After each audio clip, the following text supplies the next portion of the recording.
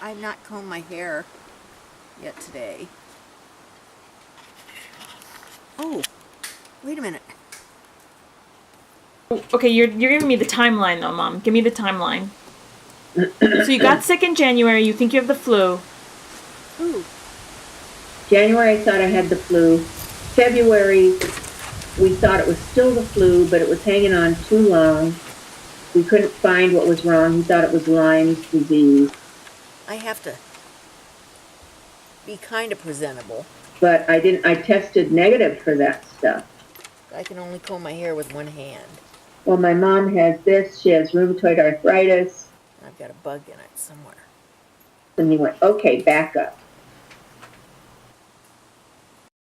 That was the first time I had ever said anything about rheumatoid arthritis to him.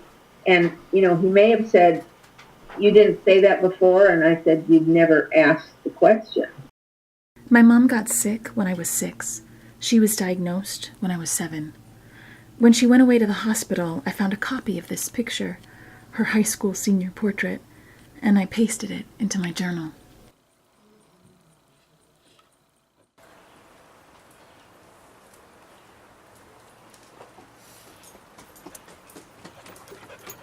Hi, girlfriend.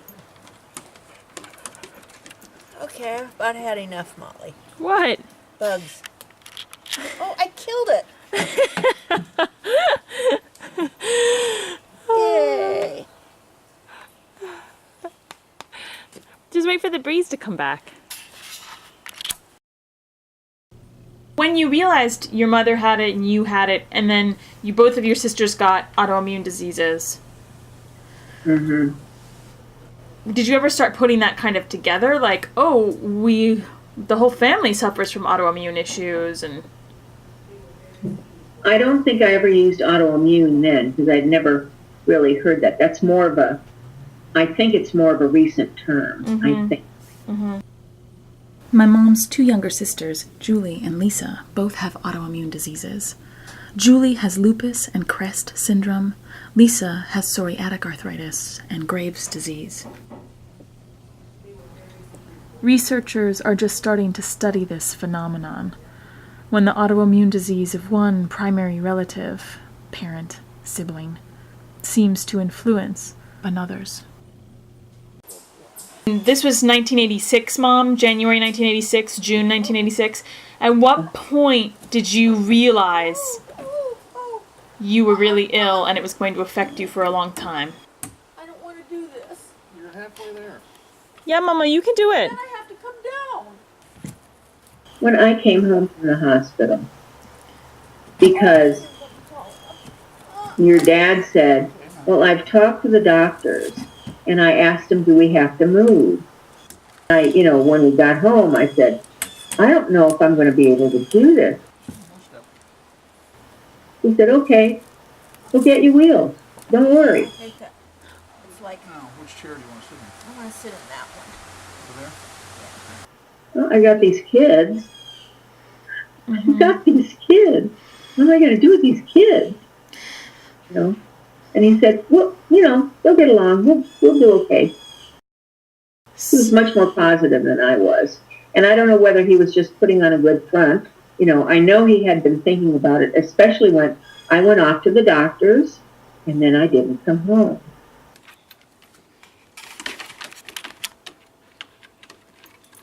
I think my doggie and your doggie had some sort of little altercation without baring teeth. I don't think they showed their teeth. I can't use that hand. What you should do is get in a car right now. And he said to your dad, you should take her to the emergency room at the Mayo Clinic. Now. Molly, I want to take the thing off. Go ahead, take it off. Okay, so Mom, help me out here. Why didn't you and Dad do it? Because I thought it was stupid. But weren't you in a lot of pain? Yeah, I was. And I was taking 18 aspirin a day. Was there a part of you, do you think, that you didn't want to be like your mom? So just do it slowly, okay? I don't think I thought, well, if I don't go, then it means I'm better than. This is after shoulder replacement. I expect to be better than this without hurting. They fuse this wrist with a big, looks like a nail, but it's a big Where? titanium pin. See that? And right now that's about as far as I can go. But this is where it was sticking out enough that it was like a tuning fork when I hit it. But I was numb, and I left the hospital, and I had to go back to see him to take the stitches out, and he went, "Oh my God, did I let you go like that?" And I said, "Either that or it moved." Do you want to take a picture of my spinal fusion scar? Which scar are you most proud of? Huh.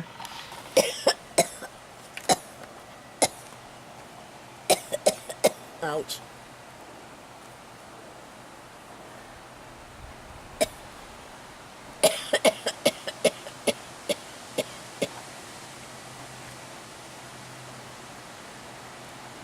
Want to see my knee? If you'd look really closely, you could see the scars. I have 4 of them there, and 4 of them there. I mean, you really can't. The guy was really good. And I have 1 there, and 1 there, and those which I told you about. And then some here where they had to pull the tendons back. Oh, and I have this too. Mitral valve, new mitral valve. There's a pig's mitral valve in there, pig's ear. And there's it repaired tricuspid. And while they were there, just for fun, they did a 1 artery bypass. Just because he said it was 60% clogged, so we should probably do it. What about the other ones? I said, no, we'll just do this one since we're here.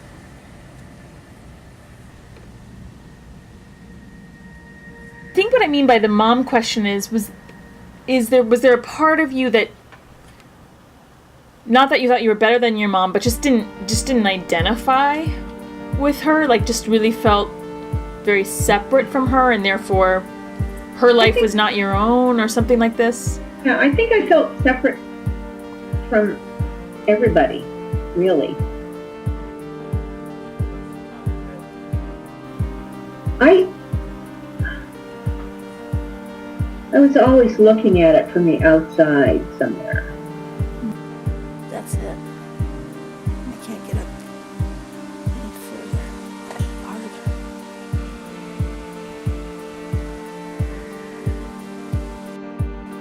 I have to put my arm down, Molly. Okay.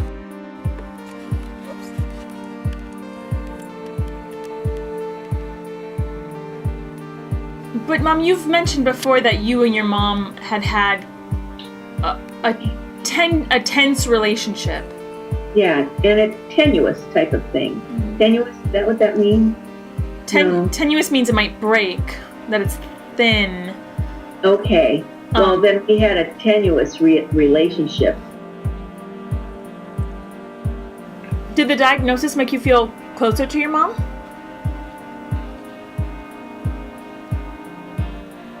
Do you remember talking about it with her mom?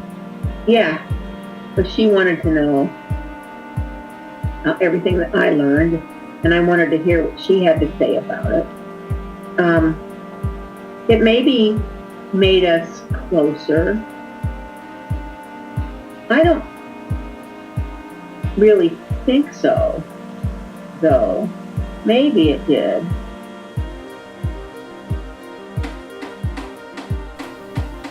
My mom has been a public school arts teacher. a potter who made her own clay, a hackneyed bookkeeper, a competitive skeet shooter, a piano player, and a small planes pilot. I am none of these things, but I did learn to dance by watching my mom.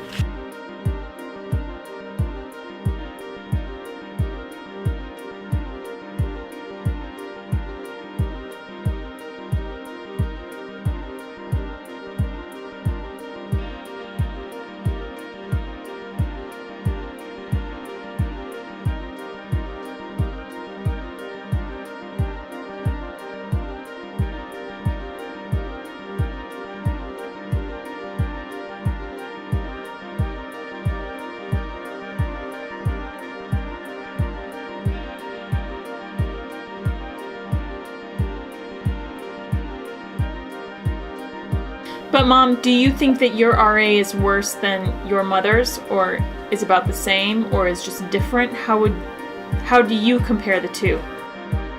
I mean, when Aunt Julie says to you, like, you've been much more sick than Mom ever was, do you feel like that's true? I can't qualify it like that. When I felt I was sick, I just was sick.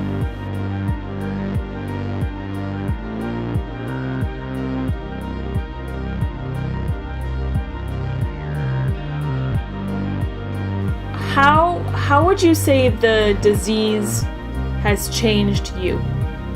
I don't know, because initially it changed me, but as you guys got older, it didn't. I think I got somewhat better, and I just had things I had to do and went ahead and did them.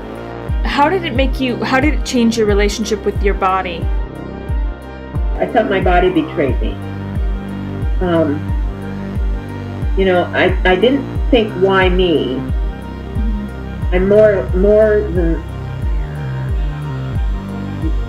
thought, like, why this?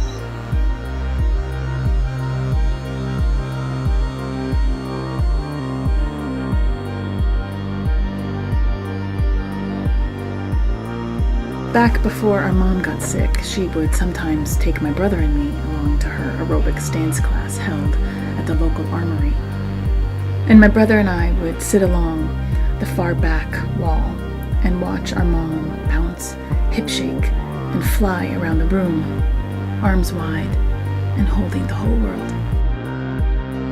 And, I just don't remember when I became aware that it was an hereditary thing. Did you ever worry for your kids? Yeah, I did. And I still do.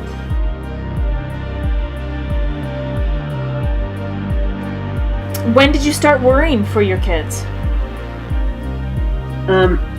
Well, not right away, because it didn't occur to me. I think,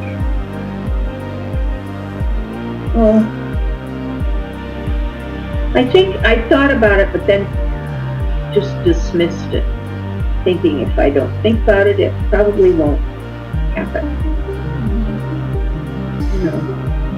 I was very surprised that I got it. I really was. And I think Julie or Lisa said that to me. Did you think you were never going to get this? Yeah, it never occurred to me.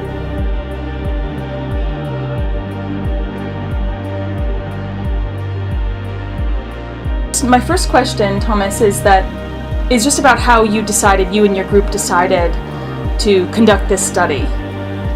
Yeah, for us, familial risk is something that we want to use to study the etiology of rheumatoid arthritis and other disease.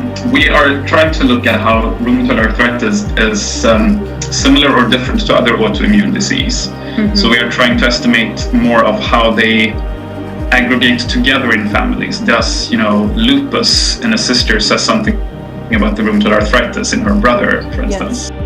The disappointing fact is that no one really knows how these genes work, why they are influencing the disease in the way they're apparently doing. and the individual genes are all very, very weak. So unfortunately, there's no point in taking a blood test at the moment. We will not be able to predict your disease risk from that. Right. But we do know that these genetic factors, even though we don't know quite how they work, they are involved, of course, in the immune response in some way. But there's still a big step from that to actually figuring out how they work and to be able to intervene on it. So that even if you combine the 50 or so known genetic risk factors, you're still not predicting almost anything of the disease. And it's actually much more predictive to know about the family history of the person at the moment, which of course doesn't require a test of any kind. Right. And if I may, I could perhaps just say, because there was something here that I thought was very interesting. It's a bit like you would like to have a recommendation for people with a family history of these kinds. And I just want to stress these, the absolute numbers, that it's still a rare disease, and even though, it is heritable, it certainly is, the relative risks aren't all that high either. So some families will just be unlucky, Right. And unfortunately, there's not that much you can do differently if you do have the familial history either.